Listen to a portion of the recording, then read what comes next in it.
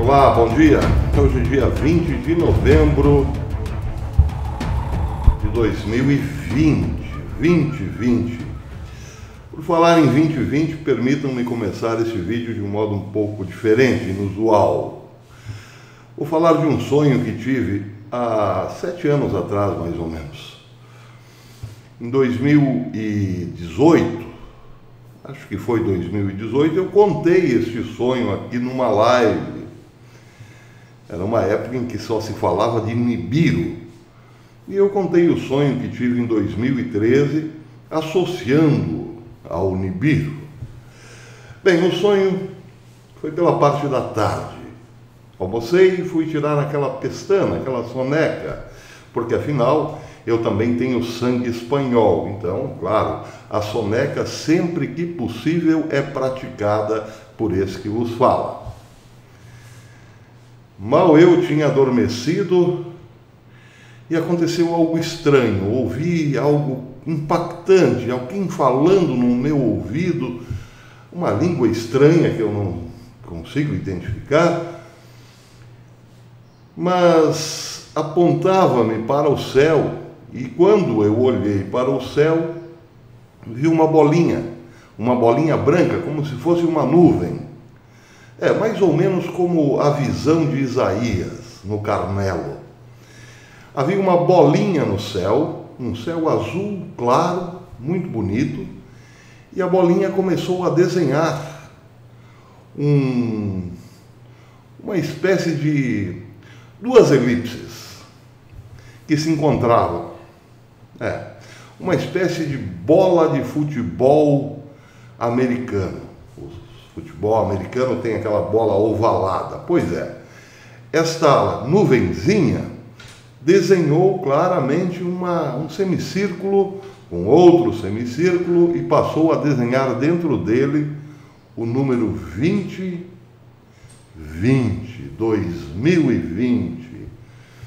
Enquanto a nuvenzinha desenhava, fazia aquele estranho desenho no céu, a voz continuava me dizendo algo, mas eu não entendia.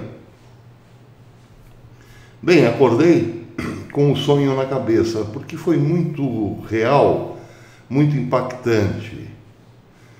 Contei para muitos amigos e, confesso a vocês, passei um bom tempo jogando na milhar 2020. Nunca deu nada, claro. Até o momento em que eu comecei a me tocar que talvez aquele sonho não era para me tornar vencedor no jogo do bicho.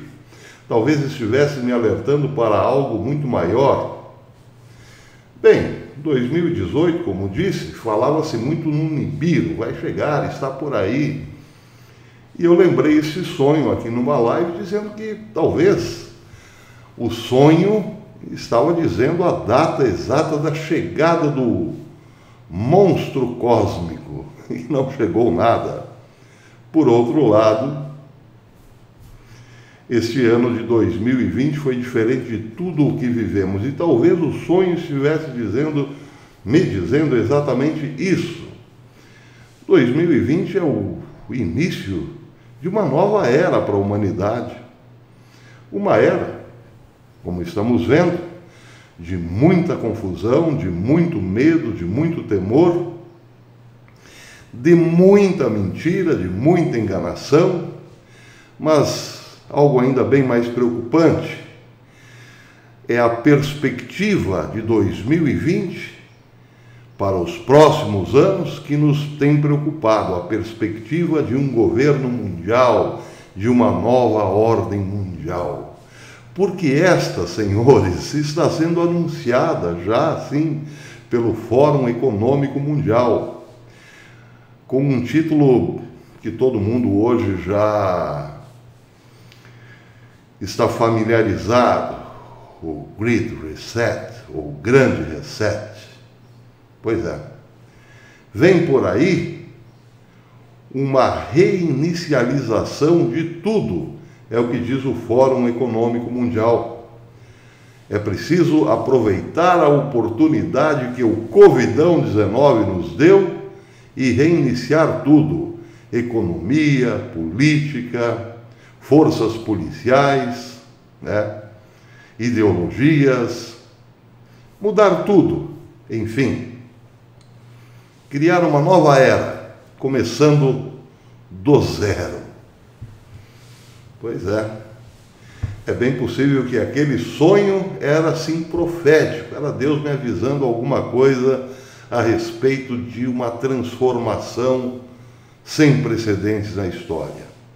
Essa transformação, é bem verdade, já há muito que vem sido planejada, mas sempre há um empecilho aqui e outro ali. O empecilho da vez chama-se Donald Trump. Enquanto houver possibilidade de Trump continuar na presidência dos Estados Unidos, este novo reinício, esse grande reset, não será possível, terá um entrave, porque o grande reset prevê a adesão de todas as nações da Terra. Bem, hoje, por coincidência, o InfoWars trouxe uma matéria bastante elucidativa do que o site oficial do Fórum Econômico Mundial diz a respeito desta grande reinicialização.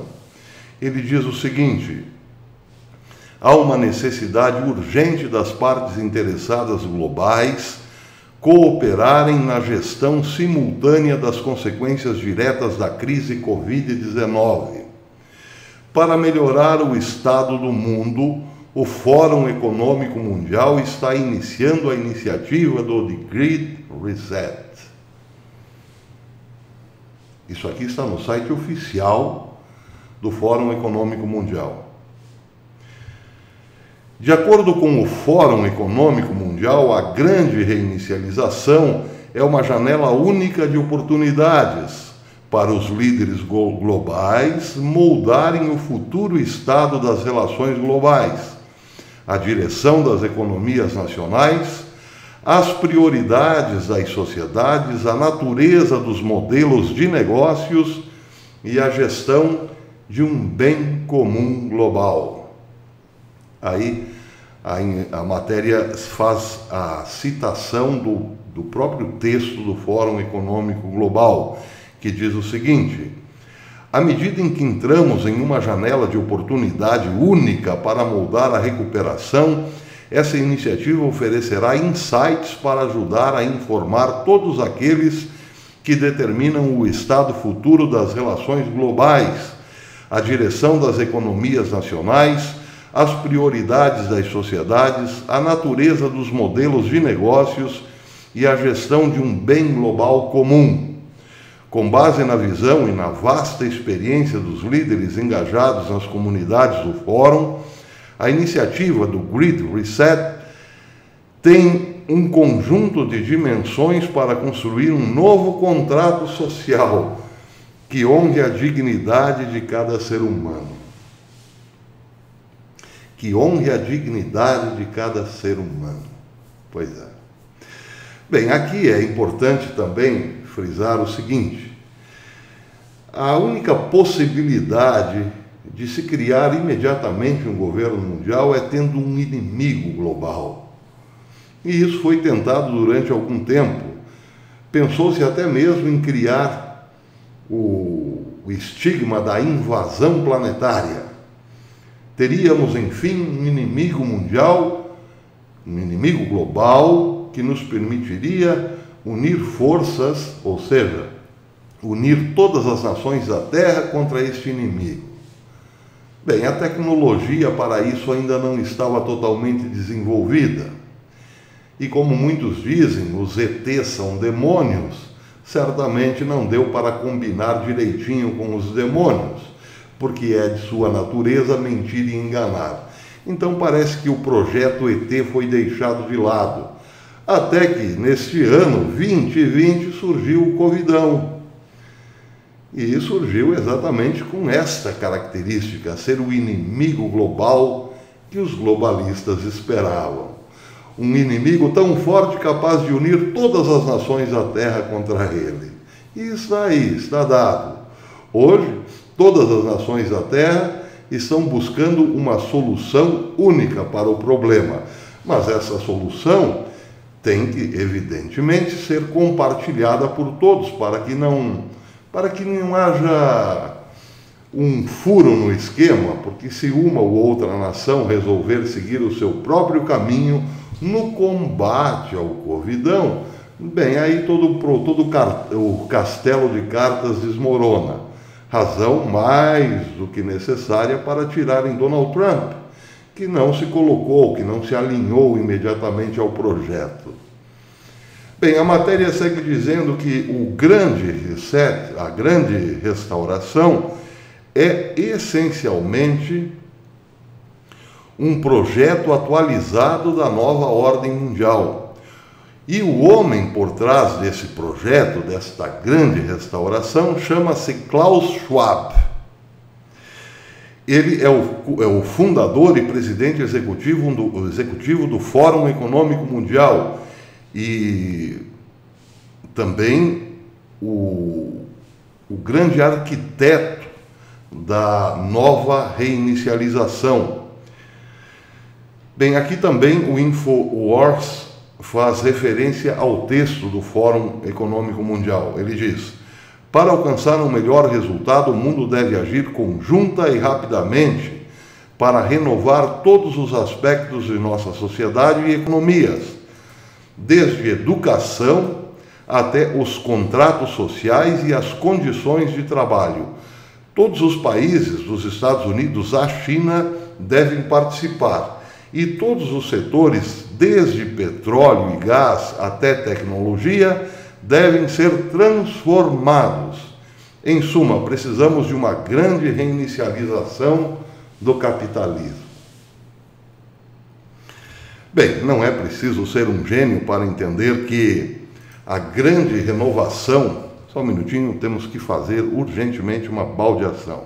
Muito bem, baldeação realizada com sucesso global. Não é preciso ser nenhum gênio para entender que tudo isso que foi dito já está num processo adiantado. Como, por exemplo, o mundo deve agir conjunta e rapidamente para renovar todos os aspectos da nossa sociedade. Isso aconteceu nesses últimos 6, 7 meses. Criou-se um padrão aceito por todos, como, por exemplo, o padrão estético do uso da máscara. Isso foi implantado rapidamente, sem nenhum trauma, sem nenhum problema. Hoje, esteticamente, somos todos iguais, todos devidamente uniformizados. Pois é. Nossas sociedades e economias, desde a educação até os contratos sociais, isso também se deu muito rapidamente. Querem um exemplo? Esse exemplo vem lá de Roma, do Papa Bento XVI. Houve uma polêmica recentemente sobre um livro de memórias, um livro autobiográfico, ou melhor, uma biografia autorizada por Bento XVI, chamada Bento XVI, Uma Vida. O livro teve tradução no italiano agora, recentemente, mas antes de ter sido traduzido para o italiano, já gerava polêmica, porque, pinçada fora de contexto, uma frase de Bento XVI sugeria que ser contra o aborto era colocar-se na exclusão social, ou melhor, ser negada a comunhão social, ou negar-se à comunhão social, o que era completamente diferente do que tinha dito Bento XVI. Bem, agora, na tradução para o italiano, ficou muito claro o que disse Bento XVI sobre esse tema. Na verdade, era uma resposta, a resposta à pergunta de quem escrevia a biografia de Bento XVI, o senhor Peter Suivald. Ele diz a Bento XVI: uma frase de sua primeira homilia como Papa ficou particularmente gravada em nossa memória.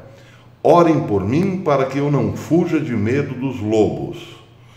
O Senhor estava prevendo tudo isso que aconteceu? É a pergunta. E Bento XVI então responde: a verdadeira ameaça para a Igreja e, portanto, para o serviço petrino não vem desse tipo de episódio. Vem antes da ditadura universal de ideologias aparentemente humanistas. Bem, era um momento em que ameaçava-se trazer à tona todo o escândalo do Banco Vaticano através do Wikileaks e também informações de que o Vaticano estava acobertando atos ilícitos de altos prelados e assim por diante, bem como pedofilia e tudo mais que nós já conhecemos. E Bento XVI diz, então, que não era esse o medo dele ao assumir o papado.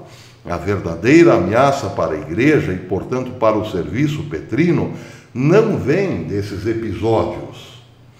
Vem antes da ditadura universal de ideologias aparentemente humanistas. Qualquer um que contradiga esta ditadura está excluído do consenso básico da sociedade. Aí ele explica o que são esses modelos consensuais dessas ideologias. Por exemplo, 100 anos atrás, qualquer pessoa teria achado um absurdo falar em matrimônio homossexual. Hoje, aqueles que se opõem a ela são socialmente excomungados. O mesmo vale para o aborto e a produção de seres humanos em laboratório. A sociedade moderna pretende formular um credo anticristão. Quem o contesta é punido com a excomunhão social. Ter medo desse poder espiritual do anticristo é muito natural. E o que é realmente necessário é que as orações de dioceses inteiras da Igreja Mundial venham em resgate para resistir a ele, a este medo. Bem, o fato aqui a ser frisado é o seguinte: a sociedade moderna pretende formular um credo anticristão. Quem o contesta é punido com a excomunhão social. Bem, excomunhão social é um nome aparentemente muito difícil, de difícil compreensão, mas se pegarmos um exemplo, torna-se fácil. Imagine você, pacato cidadão, indo a um restaurante lotado sem máscara. Você será punido, não por João Dória, por Xi Jinping, por Joe Biden ou por Bergoglio. Não, você será punido pelos seus pares, pelos seus amigos, pelos seus vizinhos, pelos frequentadores do restaurante. Ainda que você tenha que tirar a máscara sentado em sua mesa para degustar o seu repasto, ainda assim, pelo fato de entrar no restaurante sem a máscara, pronto, você está excomungado do seio social. Essa é a ditadura que deu muito certo e foi absorvida rapidamente pela população da Terra. E isso demonstra claramente o quanto já estamos lobotomizados. Não há mais inteligência. Sim, porque se houvesse um mínimo de inteligência, se diria que, bem, ou andamos totalmente sem máscara, ou então não frequentamos mais lugar algum, porque em algum momento teremos que tirá-la. Então, o que diz aí o Fórum Econômico Mundial não é exatamente o que vai acontecer, mas o que já aconteceu. Então, vou repetir aqui essa parte citada. Para alcançar um melhor resultado, o mundo deve agir conjunta e rapidamente para renovar todos os aspectos de nossas sociedades e economias, desde a educação até os contratos sociais e as condições de trabalho. Bem, as condições de trabalho ainda não estão totalmente remodeladas, mas certamente não haverá trabalho para grande parte da humanidade daqui para diante. Porque uma vez implantado 90% desse Green New Deal, porque isso é sim uma extensão do Green New Deal, o que acontecerá com populações imensas sem qualificação nenhuma? Já falei num vídeo anterior. O trabalho mudará.